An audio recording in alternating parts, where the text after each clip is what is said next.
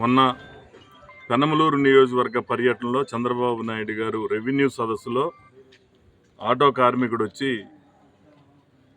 పేద కుటుంబం అద్దె ఆటోలో కుటుంబాన్ని గడుపుకుంటున్నాను అని చెప్తే ఆ రోజే చంద్రబాబు నాయుడు గారికి కలెక్టర్ గారికి ఆదేశించడం జరిగింది. వెంటనే ఎలక్ట్రిక్ ఆటో ఒకటి ఇతనికి కొని అతని జీవనోపాధి కల్పించమని చెప్పేసి ఆదేశించడం జరిగింది.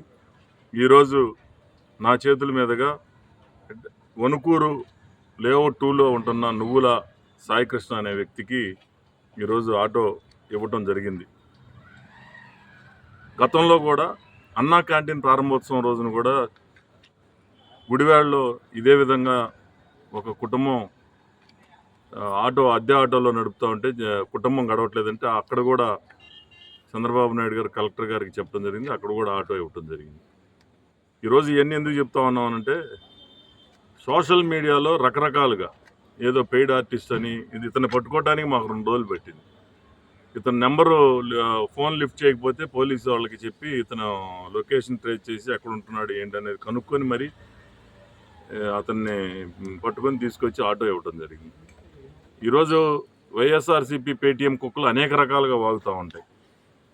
వాటన్నిటినీ మేము పట్టించుకోం. ఈరోజు ఎవరైతే ఇతను ఒక బీసీ కుటుంబానికి చెందిన వ్యక్తి, ఆటో మీద జీవనాధారం, ఈరోజు అతనికి జీవనోపాధి కల్పించడం జరిగింది. ఈ సందర్భంగా ముఖ్యమంత్రి చంద్రబాబు నాయుడు గారికి మనస్ఫూర్తిగా ధన్యవాదాలు తెలియజేస్తాం.